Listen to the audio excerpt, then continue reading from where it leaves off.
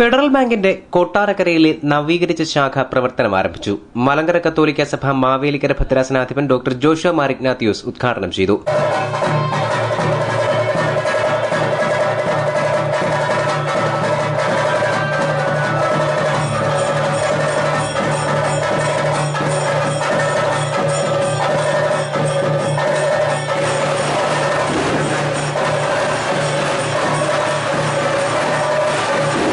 കേരളത്തിൽ നിന്നും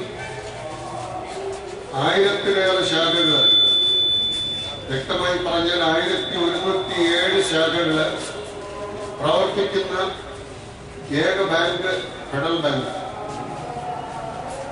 അതേപോലെ 1171 ATM ഫെസിലിറ്റികൾ ഉള്ള കേരളത്തിൽ നിന്നുള്ള ഏക ബാങ്കും ഫെഡറൽ ബാങ്കാണ്.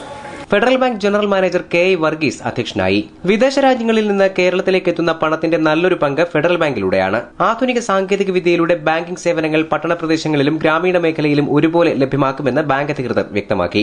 1969-ലാണ് ഫെഡറൽ ബാങ്കിന്റെ 36ാമത് ശാഖ കൊട്ടാരക്കരയിൽ പ്രവർത്തനം ആരംഭിച്ചത്. കേരളത്തിലെ ബാങ്ക് ശാഖകളിൽ പ്രമുഖ സ്ഥാനം കൊട്ടാരക്കരയ്ക്കുണ്ട്. മെച്ചപ്പെട്ട സേവനം നൽകുന്നതിന് പൂർണ്ണമായി ശീതീകരിച്ച ശാഖയിൽ പ്രയോറിറ്റി NRI ലോഞ്ചറുകളും തുറന്നു. കയറ്റുമതി ഇറക്കുമതി ബിസിനസ്സുകളുമായി ബന്ധപ്പെട്ട ഇടപാടുകൾക്ക് പ്രത്യേക സൌകര്യവും ഏർപ്പെടുത്തിയിട്ടുണ്ട്. തൊഴിലുറപ്പ്, വിദ്യാഭ്യാസ സ്കോളർഷിപ്പ് പദ്ധതികൾക്കും ഗവൺമെന്റ് സബ്സിഡികൾക്ക് ആവശ്യമായ ആധാർ കാർഡ് രജിസ്ട്രേഷനും പ്രാമുഖ്യം നൽകുന്നുണ്ട്.